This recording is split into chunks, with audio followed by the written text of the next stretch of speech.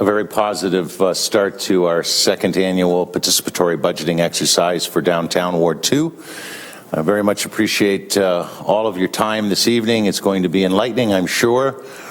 We have a few very special announcements, and the first, of course, is to introduce our new team that will be facilitating this wonderful public engagement and empowerment exercise.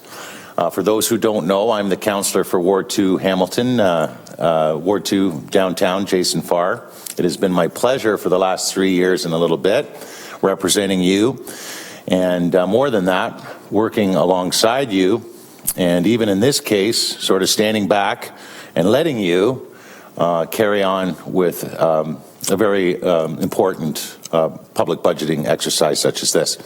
And that's my goal again, to stand back and let the public decide on how to spend $1 million of your money. We had some great ideas last year, and just the other day at GIC, those great ideas, almost all, were unanimously approved. And we're working on the one this spring with a great big staff meeting in Stinson, so we're hoping for the best there. For all of those who are maybe unfamiliar with the PB process, give it a half an hour. Our folks that are going to come up and say a few words and introduce to you how it will play out will, I'm sure, inspire you to want to, number one, and most importantly, share with us your ideas on how to spend $1 million of your money. But also inspire you to get involved, and hopefully we can get some volunteer action and a little bit of a roster going before the night is through. That's about all I'm going to say. It's a real pleasure once again to see a nice crowd here tonight for the kickoff of PBW2 14. And we wouldn't be here without our 6 neighborhood associations. There's not a corner of this ward that isn't covered by all those great volunteers that live in those neighborhoods. And to represent them now, I'm going to call Joe up from Corktown, who's going to explain to you the process in which a representative from each neighborhood association and myself embarked upon, not but about a month and a half ago, to get us to the point we're at here tonight, the official launch party for this exercise. So let's hear it for Joey from Corktown, everybody. Thank you, Councillor Farr. I'm not good with microphones, so forget the microphone. Joey, can you mute it? The mic. Sorry. Don't like Council Chambers' microphone. So we embarked, like I said, on this whirlwind about a month and a half ago, and it was kind of a one-off one little meeting where a bunch of us sat in the room and said, well, we need to hire a new facilitator. So we all kind of got voluntold at that meeting to be represented from each of the neighborhoods. So I would like to actually, before I even get started, recognize the 2 Daves, Matt, Mike, and Lee. Now, if you guys could stand up, that would be great. So these gentlemen sat in a room with the councillor and myself, and we all decided on how we were going to go about this process. We sent out a call for applications, and we received several amazing applicants, and it became such a difficult decision that we had to go with 2 people, which was kind of not what we were expecting, but when we got these 2 resumes, we couldn't say no to both of them. So we decided on Karen and Nathalie. And if you 2 could stand up. Congratulations. These are your new facilitators for 2014. They both have a great background in community engagement as well as participatory budgeting. You are, of course, feel free to ask any of the members of the startup committee how we made the decision. Of course, it was an in-camera meeting, so all details are out there. However, I also want to speak about last year very briefly. Councillor Farr did mention that almost everything went through unanimously. And if you do have any questions regarding any of last year's motions or last year's rewarded bids, please feel free to contact me. I am all over the Twitters and Facebooks. My email will be listed, I believe, on, probably Jay can throw that up there too. If you have any questions about any of that kind of stuff, I will gladly answer them to the best of my ability, or I'll get in contact with Jay and and I'll get that information to you. Again, thanks so much for coming tonight. I look forward to an amazing participatory budgeting and an amazing process, and I can't wait to see what these two have in store. Thanks, guys. Thanks, Joe. All right, come on up here. Karen Burson, your official facilitator for the exercise this season. Go ahead, Karen. Let's hear it for Karen, everybody. Way down. Hello, everyone, including the people way over there on that side. Yes, so my name is Karen Burson. I'm delighted to be here tonight, and I'm so happy to see so many of you here to join us in celebrating and launching PBW2 2014. That's a mouthful, so I'll probably just stick to PBW2.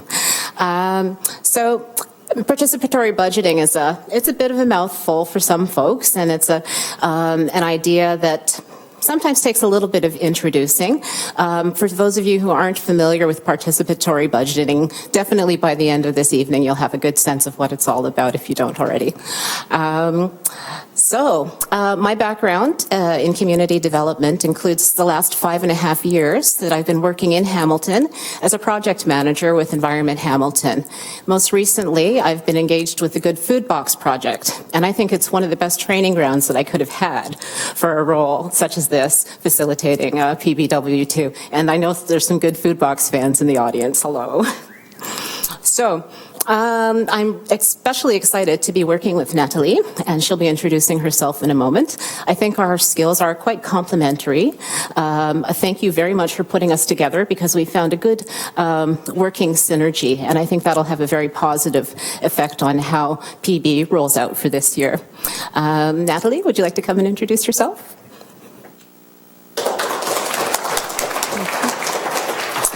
Good evening, everyone. Thank you very much for coming out. As everyone can see, it's getting a bit colder, makes it a bit more difficult to come out. I'm thrilled to be part of the PBW2 2014 for a variety of reasons. The first, to have the pleasure of working with Karen and learning from her many skills.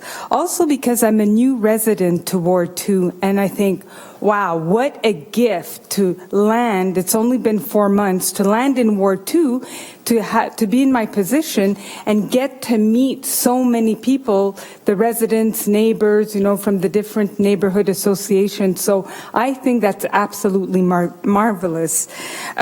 Also, I think it's quite a privilege to have the position that we hold, because we will be, and myself as well, closely providing the residents of Ward 2 with the support necessary to, so that you can submit successful projects this year. So we will be guiding this process closely and offering you the definitions, being very, very clear cut also on the guiding principles for the funding projects. So it's just going to be a real pleasure to be able to do that for the residents of Ward 2. The other reason why I'm really happy is because PB is something that's close to my heart. I had the good fortune of witnessing the arrival of PB in Toronto 12 years ago with the Toronto Community Housing Project. And it was, when it landed in Toronto, it was a very messy project. But over the years, things got really smoothed out, and it's been wonderful to see the evolution. And I'm quite confident that's going to happen in Hamilton. And thirdly, another reason why I'm really happy to be part of this is one of our goals this year is to increase the participation and to make it more fun, to simplify the process.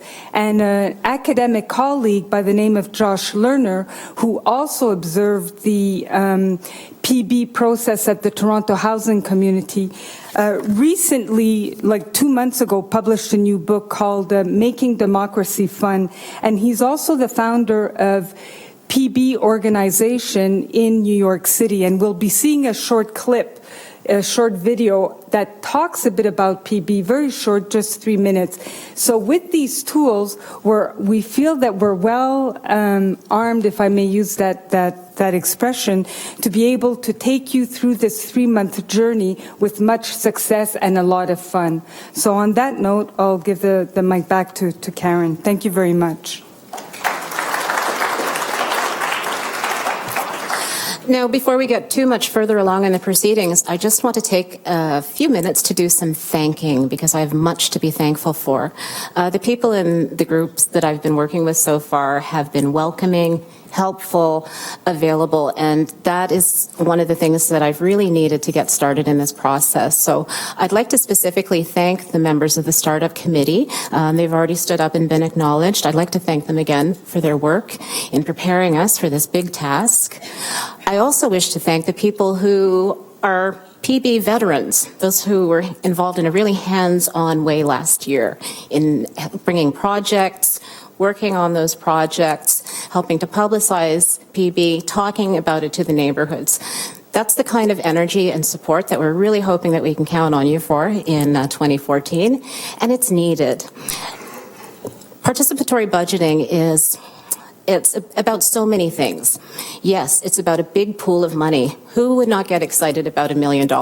I'm sure, as we've grown up, we've all had that thought from the time we were kids to maybe now when we're fantasizing.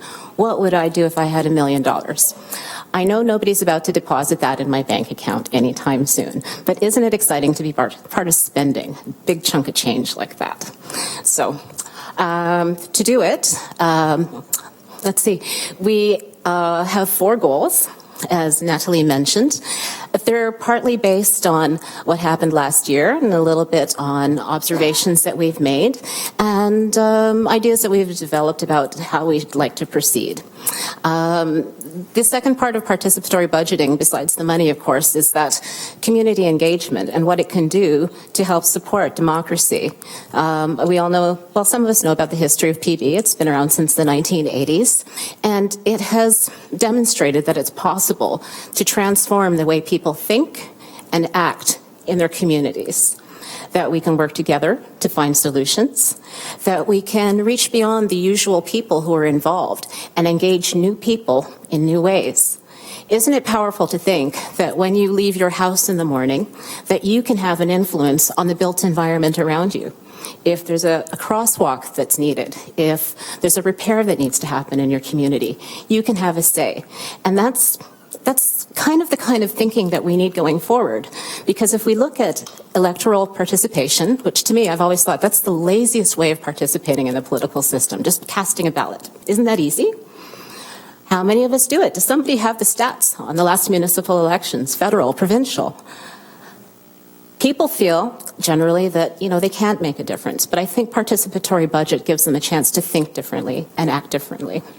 So, in order to be successful this year, the 4 goals are, we want to increase participation. We want more people. Did an amazing job, or you did an amazing job last year of getting over 1,000 people to cast a ballot. That's incredible.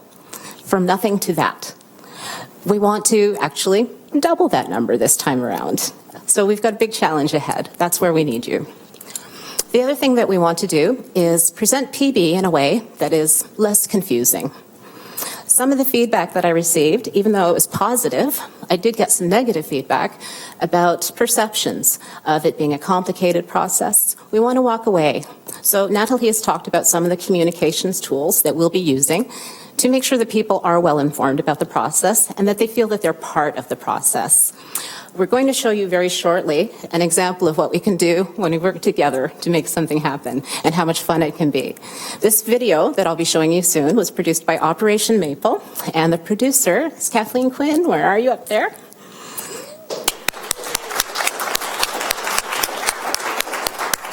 Let me tell you, when I saw that video, I was blown away. I mean, there were so many familiar places and faces. It captures a real mood. And this is the kind of spirit that we're hoping to carry forth in 2014.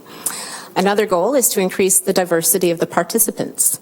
Again, PB language sometimes talks about the usual suspects, and it's usually the same people who get involved in civic affairs. For democracy to grow, we need to expand that participation. We need a bigger tent so people can come in, join us, work together, not only to feel welcome, but to feel valued and appreciated and understood as participants in the democratic process. The 4th goal, let me think now, oh yes, the part where we want to make it more fun. Because let's face it, not everybody's interested in politics, and even if you are, participating can be kind of discouraging. It can get boring. And how do you attract people to a new party unless it looks like it's going to be fun? So at every opportunity, we're going to make sure that people enjoy themselves, right? If you're having fun, you're going to do it, right? So those are the 4 goals. I've been thinking in terms of us having one major challenge, and that is the short time frame that we're trying to do this on. We've got 3 months, folks.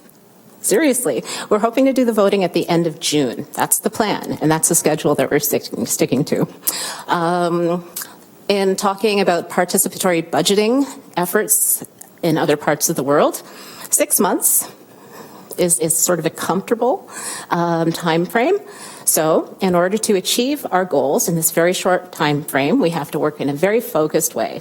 So we are working on a very detailed plan. We have built a website which will communicate the direction that we're taking, and there will be updates and new information as we develop it. And lots of educational tools. For example, a toolkit where you can see the very basic steps in putting together a proposal. And we're here to support people as they put their proposals together. Another change is we're looking at getting input from city staff much earlier in the phase. So people have a chance to learn what exactly they need to know to put together a successful proposal. What kind of bylaws do they need to be thinking about? What kind of costs do they need to consider in their proposals? So I think this approach will help people achieve their goals in their project proposals. All right, so the one challenge I mentioned is the short time frame.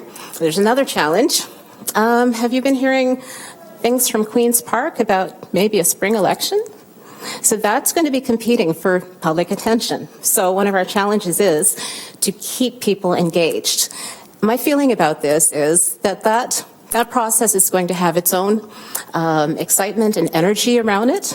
Mass media will be covering it, but we have the advantage of a grassroots approach to PB. That when we're talking to our neighbors, when we're communicating through our neighborhood associations, that we have a chance to still be heard. So I think I'm going to stop talking now, have a sip of water, and start this video that Kathleen and her crew put together for us. The music was donated by a local band called Canadian Winter, and I think you'll recognize some of the players. Have we got volume, Ryan? All right. How loud am I allowed to turn it up?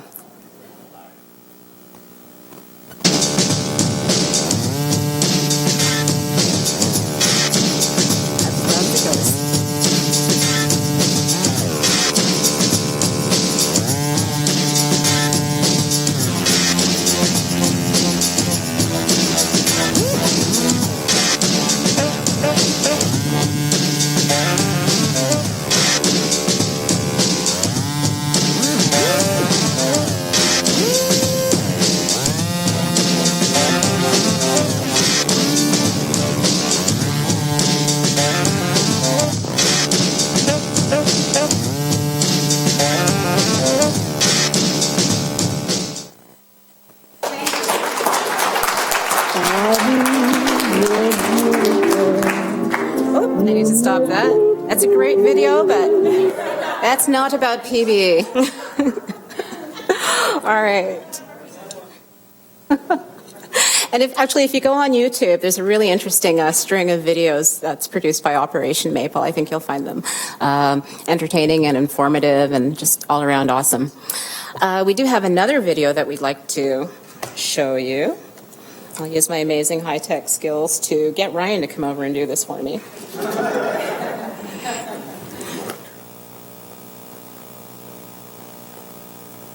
As Ryan sets that up, everybody, we do have some staff here from the city of Hamilton. This is Al Dorr from Public Works. He's a special projects manager. And Ryan is from the Ward 2 When office. I decided to start finding IT guy, dolls for my daughter, among other things. And this is Gene from Ward 3, everybody. Check it out. Stay ready. Right, if you live in this community, This is a basic intro to pay PB. taxes, come out and vote, decide how your tax dollars get spent. Participatory budgeting gives people real power over real money to make the decisions that affect their lives. It's a democratic process in which ordinary community members directly decide how to spend part of the public budget. Who knows better about their community than the people that live in their community? Nobody else can make a decision about what you need more than the person that's dealing with it. Oh, this is different because you're actually voting for where the money is going to be spent instead of allowing them to decide where to spend the money. So how does it work? First, people brainstorm ideas. They come together in neighborhood assemblies and start to think of what kinds of projects would they like to see in their neighborhood. This type of process, when you have a neighborhood assembly, you have somebody coming in from that building and you have somebody coming in from that building. People that never spoke to each other before now finally get to have a conversation. And I was interested in the project, so I kept going to each and every meeting and forum. Once you get started, it's like a chain reaction. You have to keep going. Volunteers, who are usually called budget delegates, take people's initial ideas and turn them into real projects. We started, we made about 40 projects, and so we had a series of budget delegate meetings, and we narrowed down the list into about 4 or 5 projects. What are the real needs of the community if you only have a certain amount of money? What is it that you can do that's going to benefit as many people as possible? We're asking for a projector and 30 Mac laptops. Air conditioning rewiring for PS72, which would allow the school to stay open during the summer. Bus countdown clocks, displays at bus shelters throughout the district, and it will tell people when the next bus is due to arrive. I'm dreaming of new benches, modern benches. Seniors have nowhere to go. We've got a lot of folks who are very passionate about getting away from a car-based lifestyle. And of course, we have members of our community that live a car-based lifestyle. So there's some tension right there and there's some passion. That's a challenge, I think, that we've actually been able to work through that. People get a taste of making the tough decisions and coming up with things that can be done to improve their community. And they bring them back to the public for a vote. It's a way of validating every voice in our community and saying, you know what, whatever your position is, you live in our community, you have a right to decide, and that me as a representative and government should respond and should listen to that voice. Anybody can vote in this process. Immigrants, whether you're documented or not, 16-year-olds, young people that normally don't get to vote. The projects with the most votes get funded. We have the playground improvements at Millbrook Housing. They are then implemented over the next few years, and the following year, the process starts again. People brainstorm new ideas, turn them into new projects, vote on them, and fund more improvements for their community. PB becomes part of the budget process. It becomes a new way of governing. I think this is like the greatest wave of democracy coming into the United States. It started in Porto Alegre, Brazil in 1989. From there, it spread all over Latin America and over 1,500 cities around the world. In Toronto, public housing tenants have decided to spend millions of dollars each year on improvements to their buildings. In Chicago and New York, city council members have set aside discretionary funds for the community to decide. In Vallejo, California, PB has been used citywide for funds from a new sales tax. It's also being used in counties and states, universities and schools, and public agencies and nonprofit organizations. The level of active engagement has really been extraordinary. The way in which people will kind of come out and be part of their community is just off the charts. This was a great opportunity for you to be a part of government and better the city you live in. Like, who wouldn't want to take advantage of that? We're creating a more educated platform of voters overall. So I think this can only be good for the big project of democracy.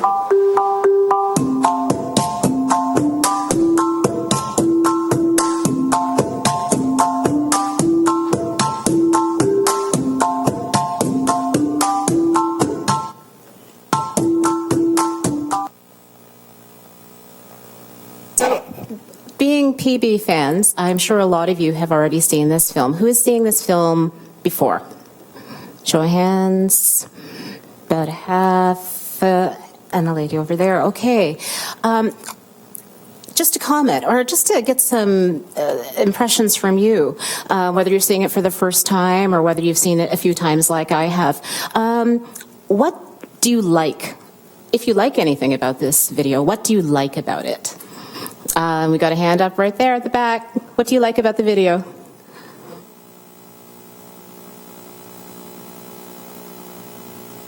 So it's cheerful, it's positive, right?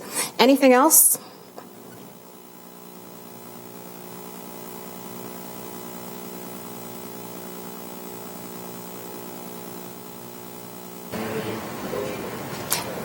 Anyone else? Because for me, that's one of the key points that I like as a positive. A lady in the beautiful fuchsia wrap. I like the way they were voting on individual projects and not block projects. Ah, okay, so the process, you like what's highlighted here? Yes. Thank you. And the lady with the yellow scarf? Everyone seemed happy. Ah, positive and upbeat. Is that not the process? Is something that we've been working very hard at. Particularly working hard would be our webmaster, Cody Langtree, Hamilton Scene. He has put together an information resource, and let's see if I can point out some of the highlights to you. What's it doing? That's not what should be on my screen. This, oh, that should be on that. My screen on my laptop is. So what we have is the process mapped out for people and an information resource that'll help them contact us for information, but to go directly to the information they need. So from the home page, it introduces you to the facilitator, the counselor, and Natalie. It introduces you to Josh Lerner. You get the video right up front. These pieces are very engaging. It's good to see faces. Oh, geez. You don't need to see my face. There we go.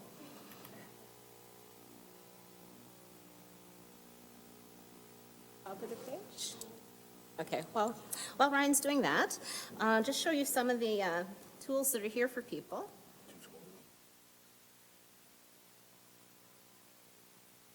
Awesome, that's good enough. Okay, thanks. So when you go to the home page of the website, you can see that you can learn more. You can learn about participatory budgeting and how it works. And that's told in the form of the video that we've just seen. And loading, okay. So people can get that 4-minute snappy introduction to PB, and get their heads around the concept. There's also a link that takes people to Participatory Budgeting Project. That's pb.org, basically. That's an excellent site. It's a good resource for people who are interested in PB from around the world. And then we've got these engaging photographs that show the beauty of Ward 2. Because I think this is partly a celebration of Ward 2 and the neighborhoods in it. Then we go over here to projects, and this is going to be an important information source, starting with just some basics. Natalie and I are still in the process of mapping out things like timelines and the exact details of the workshops. For now, we at least have some basic information for people, such as the definition of what an infrastructure project is. So people don't get their energy, they don't put time and their own personal resources into trying to prepare a project that really isn't eligible for funding. Next thing, explains project selection in general terms. The fact that we have to narrow down the projects before they go to city staff for review, and that then there's a vote. And it explains the feasibility assessment process. Project development explains there are 3 steps, 1, 2, 3, to get you where you need to be with your PB project. And again, lots of great art, heritage photos. This will be the news and update page. Not much there right now. And then we explain what we have planned for voting. The voting this time will include 2 days of paper balloted voting, but 1 week of something new, online voting. We'll be working with where's Sonia? Sonia McDonald from the Center for Community Studies. They have been working with Councillor McFadden and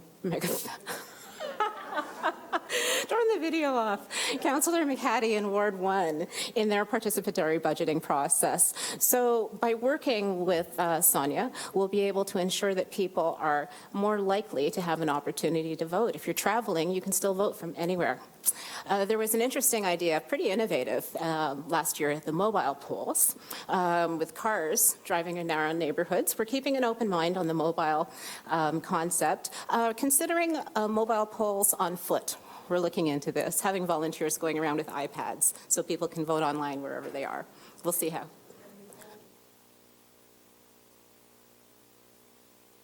Exactly. We do plan to announce the polling stations. This is my Good Food Box background talking. It's all about logistics with Good Food Box. We have to move about 900 individual bags of food through this community and ensure it's healthy, it's in good shape when it arrives, that it's the right number arriving at every site at the right time. I work with 42 site coordinators across Hamilton to make this happen. So I'm all about the logistics. I want it to be done right. So we'll be making sure that we do a good job of that for you. The voting rules will be very clearly spelled out here on the website.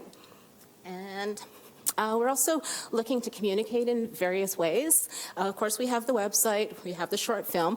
We're hoping to be working with the Hamilton Centre for Civic Inclusion to increase our ability to reach diverse communities and increase participation by doing things like offering translation services, not just at events, but through paper advertising, but reaching more deeply into communities. So that's an exciting part of what we have to come.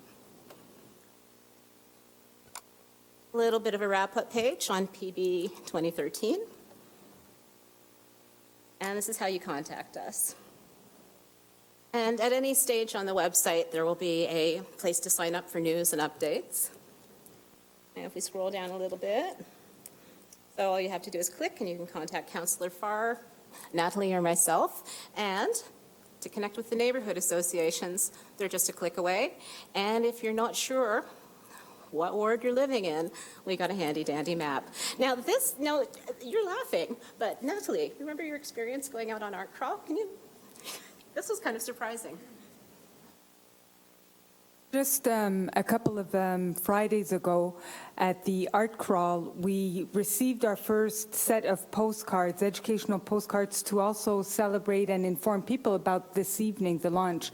And we walked up and down the streets, and I asked people, excuse me, do you live in Ward 2? And I realized by the end of the evening that there were many people that did not know what Ward 2 was. So I'd say, where do you live? You know, tell me, where do you live? And some people told me the names of the streets. They looked at me, meaning, why do you want to know where I live? And it's like, don't worry, I'm not going to come after you. There's PB happening, and we want to know if you can vote. Can you vote? Where do you live? And it's like, oh, okay. And then they give me the name of the street. But so I came back, spoke with Karen. I said, well, we have a task on our hand, because part of doing PB is educating people about the wards that they live in. So we're going to have some maps well defined to help people figure that out. And the idea is that people that do not live in the ward, that hear about it and can see the success of last year combined with this year, they'll hopefully go and see their councillors and lobby to get PB in other wards. So eventually, who knows how many years, but it would be terrific that it'd be a whole Hamiltonian event.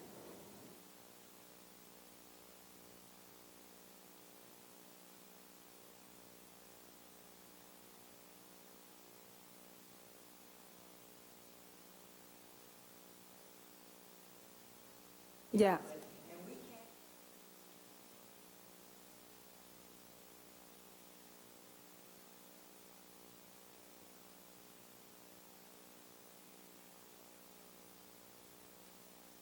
Yes. Yeah. Yeah, but yeah, we're going to figure it out, right? Okay. Okay, thanks. So as part of the education that we try to do with PB, we have a postcard campaign. Our beautiful PBW2 logo that was designed by Matt Jelly this year will be supplemented by a special postcard with one of Matt's. You know how Matt has done this collection of neighborhood maps? So to get people talking about PBW2, you can start your conversation by showing them the postcard and saying, okay, whereabouts do you live?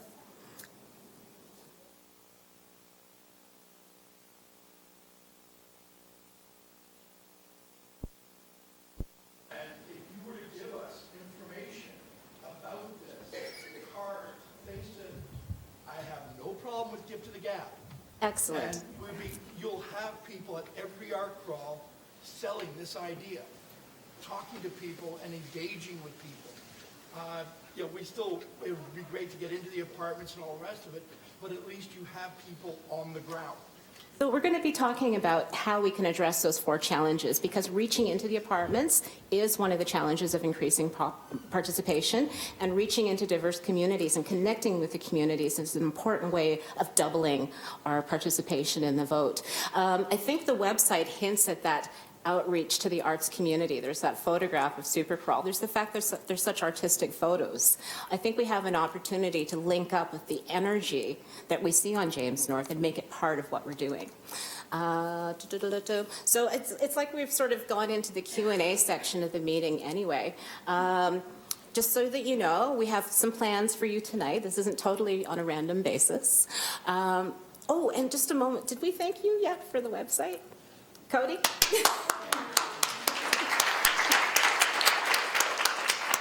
It's wonderful, and I feel very proud of that as the facilitator of this project. Okay, yeah, so we've done our introductions, we've done some thank yous.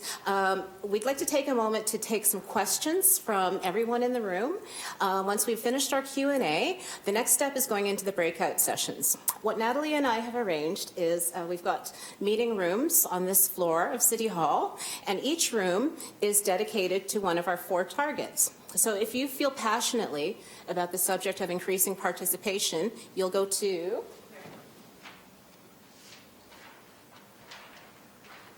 the more participation conversation is going on in the council lounge, which is through that door. There's going to be a discussion about less confusion. So if you have ideas on making the process, the education around PB a little bit easier for people to understand, please go to room 222. For people my age, that was a TV show. It's just across the hall. More diversity. We want not the usual suspects. We want every Hamiltonian feeling that they can be part of PB. So if that interests you, if you've got the drive to help make that part of our process better, please go to the more diversity room. The 4th room, 287. It's 287, which is just around the corner. I just go past the coffee and tea. You can each room is identified, so you don't have to keep this to your memory, but each room has a label on it, so you'll be able to see which one you'd like to go to. Yes, and we'll be here to direct you as well and offer any assistance you need. And if you're interested in making this process more fun, the fun is happening through the doors to your right in room 264. It's a nice big space. We're hoping lots of you will be there. So the idea, when you get to that room, you'll find some chart paper. What we're encouraging you to do is, once everybody's settled in the room, take about 10 minutes to just have a general discussion about the subject, what you're passionate about, just hash it out among yourselves. I would encourage each group to select a timekeeper, because that 10-minute piece, you don't want it taking 20 minutes. So just 10 minutes to talk about things. Then, using the pieces of flip chart paper, everyone in the room, write down what ideas really stand out for you. After the discussion, some of you will have ideas that everybody agrees on. Somebody might have a far out idea, but we want to capture those. And once those ideas are down on paper, you're going to use the dots. Is everybody familiar with dotmocracy? It's a good old facilitation technique. It never goes well. It can go wrong, but it won't tonight. The idea is to take your dot. Everybody gets 3 dots. You get 3 votes on the ideas in your room that you like the best. And that'll give us an idea of where the ideas are. Sometimes ideas will be quite similar, so sometimes Natalie might pool ideas together to come up with some feedback that'll really inform us as we establish the firmer guidelines that will be published and be part of the toolkit used to develop projects and carry out the project. So, any questions right now? If you have questions about last year's projects and you want updates, Joey Malechko is good. He's the guy waving over there. Good old Joey. A question? Sure. Yeah, because I've got that right here and it's really handy. We've taken this definition from the, oh gosh, area rating, oh gosh. Where is it? Thank you. Projects. On that page. Oh yes, so what is infrastructure? For the purposes of participatory budgeting, Ward 2, okay, so there's very clear guidelines on what counts. So basic physical and organizational structures needed for the operation of a service and facility. And the term typically refers to the technical structures that support a society. So there are examples up here: roads, water supply, sewer supply, facilities, and so forth. So although there are people who are interested in social infrastructure, that is not eligible for support under this funding model. So. And another important criteria around the infrastructure is that the item cannot require maintenance. It has to be a one-shot deal, you know. So, for example, to think of a garden and to implement the garden, well, that requires some maintenance. So that would not be a project this year or the next year when it goes to budget. It wouldn't pass. It has to have no maintenance associated to it. And just to add to that, a community garden is good, or a labyrinth is a good when you have a volunteer base. We have a community garden program. But if, for example, it takes city trucks to come water, that's an operating expense, not a capital expense. So that's, yeah, that would be ineligible. But community gardens, if you have 6 people or more, I believe is the rule, because we promote that very much with the city, and we have a department for that. That's okay. Got to find a water source, though, before it gets on the ballot. Yes. So you're hearing the things that could hold up a project or impede its progress. There could be technical reasons why something simply cannot proceed. If something has astronomical labor costs associated with maintaining it, it just can't fly. So really, if you're communicating with people, make sure they understand it's infrastructure, it's capital, it's real things. Routine maintenance, due to wear and tear, is fine. That's not a problem. That's not an operational cost. We will get into that information and work with examples in our workshop settings so that people thoroughly understand what we're talking about. I saw a bunch of hands. I don't know who was first. Sure.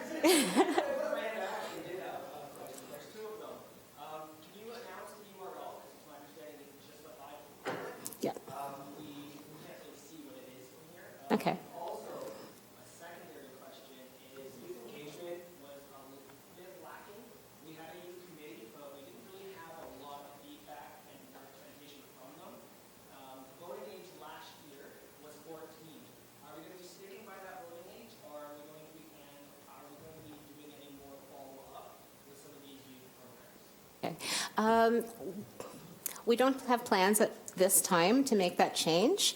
We are making those final decisions partly based on the feedback that we're getting tonight and in the next couple of weeks. First question, the website, if you want to write it down, maybe it'll be easy for you to remember. That's the point. We're hoping pbward2.ca, because it's patriotic, it's Canadian. pbward2.ca. pbward2.com will still get you there, but you'll see pbward2.ca on our marketing. And with respect to the youth engagement, Joey, we are reaching out to some organizations in Ward 2 to try and mobilize some youth. And so we're in the process of working on that right now. Sure. Absolutely, sure. Because there are some youths who are very interested in politics. We have a high school teacher, Sir John A. Macdonald Secondary, who's interested in working with his students, and we have other ways that we'll be reaching out to that community. So if you want to add that to the more participation, more diversity conversations, please do. So many hands. Janice.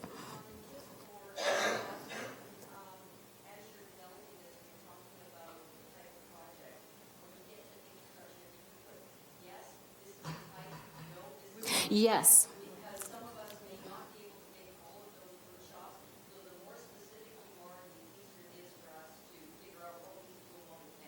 Exactly. We're looking at approaching this in a couple of different ways.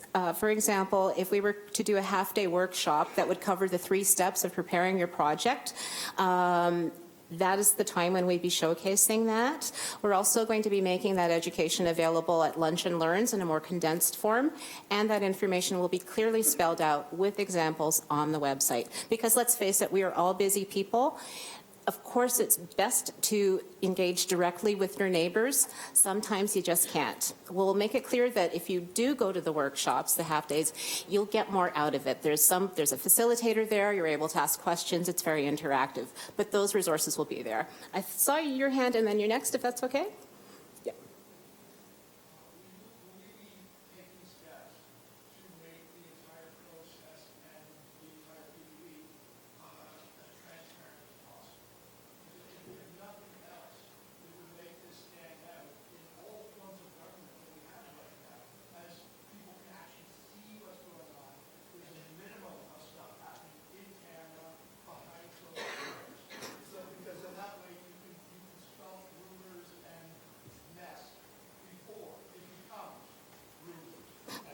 Well, here's the good news. I'm not going to have a door to close. I'm not going to have an office. We're keeping this outreach as nimble as possible. So I'm working with the folks at the Hamilton Farmers Market. It's my stomping grounds. I teach cooking classes there every once in a while. And they have that fantastic community space along the York Street side. We plan to have a regular presence there.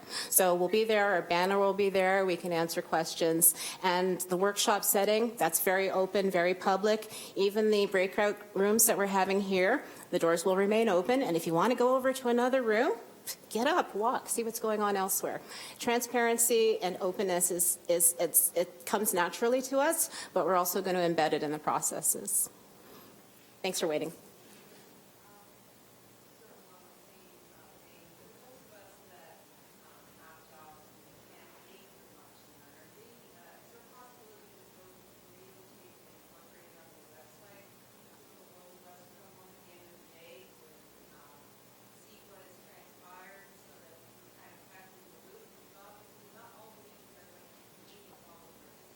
Oh, goodness, yes. And fortunately for us, we've got some great media people in the room and in our community who can take on that piece. So we're very mindful. So the Lunch and Learns won't always be at lunch hour. We're going to have those 1-hour sessions in the evenings, on the weekends.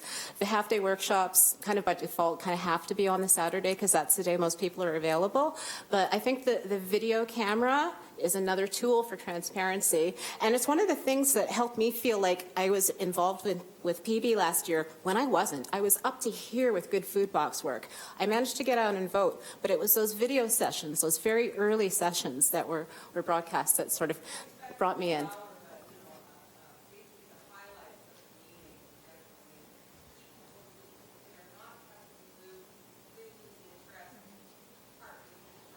Yes.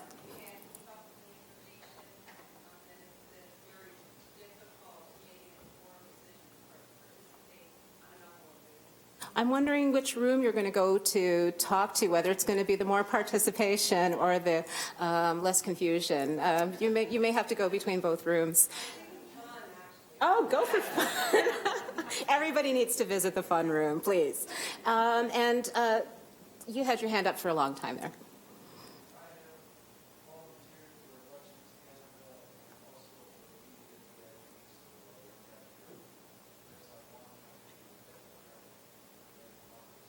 Excellent. That's what PB is all about. And we do have as well some volunteer sign-up forms.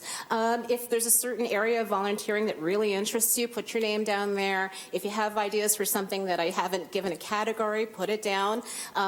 If you're just generally volunteering, just put general. And if you could include your email address, that would be the easiest way for me to work with you. I'd love to get on the phone and talk with all of you like Rob Ford does all the time. But I just don't have that kind of time. I wish I did. And we've only got 3 months. Hey.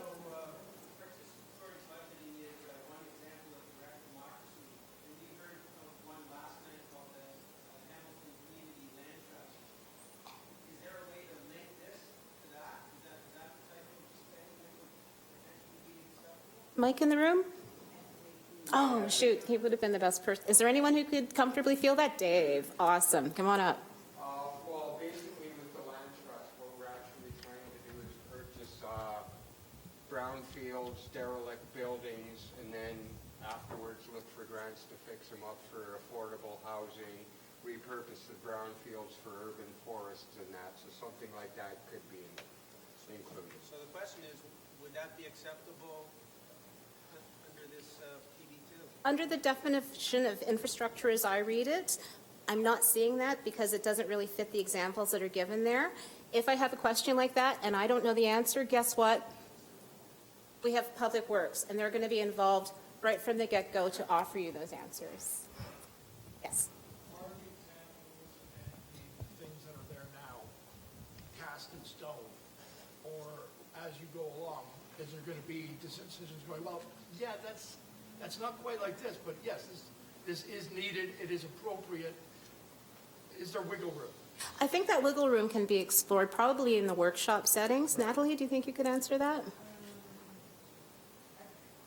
Because when we're working with you in that workshop setting and we're offering you the examples, if you have an idea that doesn't quite fit any of the categories we're looking at, again, I can refer to Public Works and get an answer for you. Without an ESP, you can't see all the things that are going to be coming down the road. Absolutely not. And this is where it's really important for that link to city staff to be really firm and tight. We want to work as a team. We don't want to be the staff to be perceived as the guys who say no. Their job is to advise us, and we need to be able to consult with them and think of it as a partnership, because without their input, we can be working on stuff that we really can't move forward with, and nobody wants that.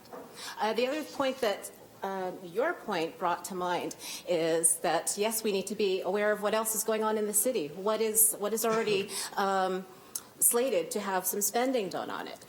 We can use PB dollars to do things like enhance that planned spending. We can use PB dollars to speed up the rate that project will unfold. All that information will be explained in the workshops. And the other thing to be mindful of are the other initiatives going on.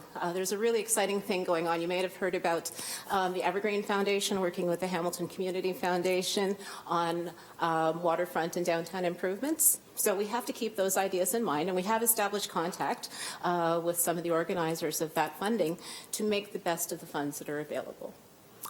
Becca?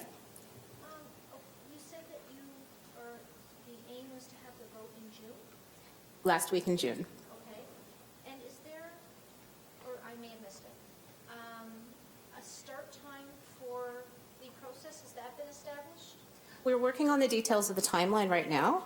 We have to be really precise and allow enough time for project development and the assessment by city staff to fit within that time frame. I'm just wondering about getting the information out to people. As soon as we can, by means of the website, social media, postering, and direct outreach to communities. And you're talking about workshops. These are these opportunities to develop the proposals with the people in your community or in your. There's going to be details about what this workshop looks like at some. Yes. But not tonight. Unfortunately, not tonight, because I didn't feel right about going ahead with a detailed plan without hearing from the people who have been involved and who are really close to PB. We're ironing out details because we're part of this. Absolutely. That's why we're doing the breakout sessions. Okay. We want that feedback from you and those ideas. We haven't heard from Dave yet. On the website, you have a sign up for newsletter. How often will that newsletter go out? That needs to be fixed with my web guy. That's actually supposed to say news and updates, and they'll be periodic. When we have new information, or as soon as this schedule comes out, it'll be communicated that way. I'm just curious about what will happen with sort of worthy projects from, say, previous years, given that this is going to be an ongoing process. Will there be a mechanism for kind of keeping track of those projects so that potentially they can be put forth in subsequent years? This is my hope. I have been engaged from the time I started a couple of weeks ago until August 1st. That's my last date. I've got a month of wrap-up after the vote, so July is the chance to close everything up. What I would like to see ideally, personally, is a longer term or longer scale participation PB processes, so we can communicate about where projects are, plan ahead for the next year, that sort of thing. So we're not there yet, but this is what we're definitely working towards, because you can't do, it's not ideal to do it in 3 months. We had some constraints, so this is what we have this year, but we really wanted to do it a second year. Did you also mean the past ones, and how we would be keeping track of those? Yeah, because that's what I understood. Yeah, and I was thinking about projects that, like, you know, because I voted last year. Right. There was a lot of really worthwhile projects on that, you know, pretty big list, and it would be to some degree a shame to see them sort of fall by the wayside, and the entire process starting from scratch, so that, you know, some potentially worthwhile projects just get abandoned.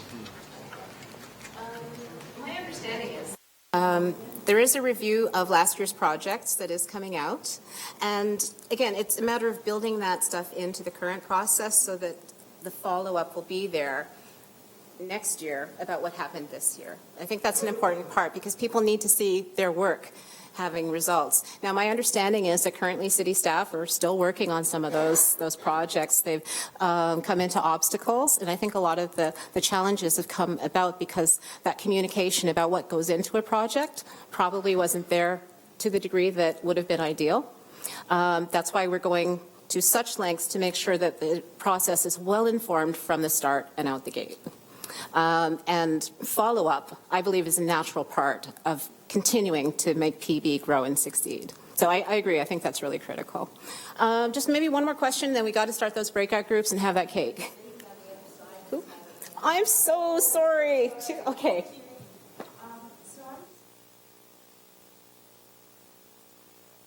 Or, you know, there's older people in the community and younger people that may not connect that way.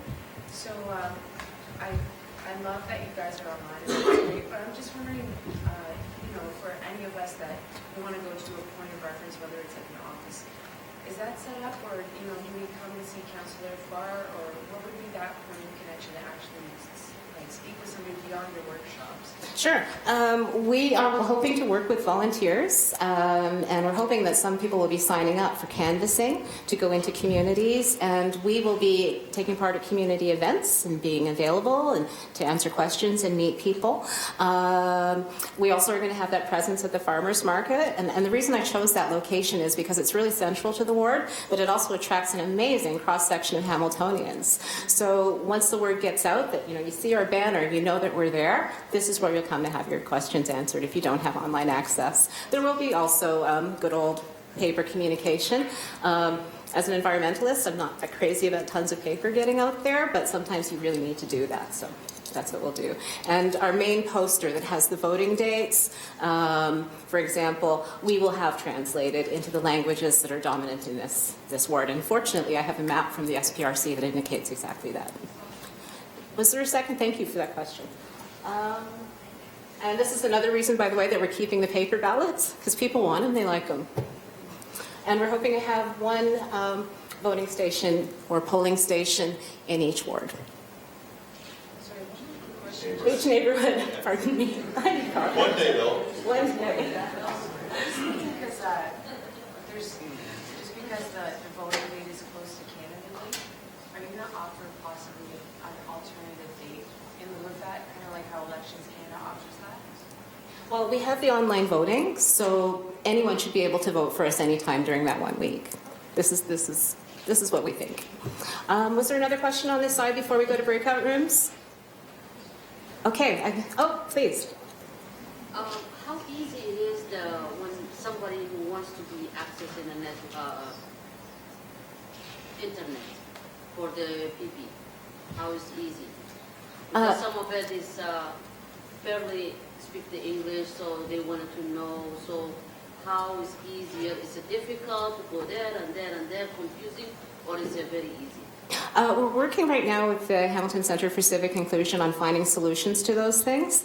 Just as an example, if we do the half-day workshops and we offer them on 3 different Saturdays, one approach would be to have a translator for a specific language on a specific Saturday, so we could have somebody who can translate into Arabic and physically be there at the workshop to help people and guide them through what's going on in that setting. And then having as many documents as we can have translated is a goal. We do have a limited budget. We'll work very hard to work with diverse communities. Does that answer your question? A little bit. We can talk afterwards. I'd like that. Thanks. Okay, so one more question, then we have to do breakout. Actually, it's not a question. It's just a comment to that question. Is there's a function on Google that you can translate to various languages, and there's free computer labs at the Central Library, every library. So if you don't have a computer, you can go there, and on the Google website, you can translate to every language around the world. You know, what I'm talking about, like when somebody wants to know what's going on for the PB, how it's easy they can go and look at to navigate, to navigate exactly.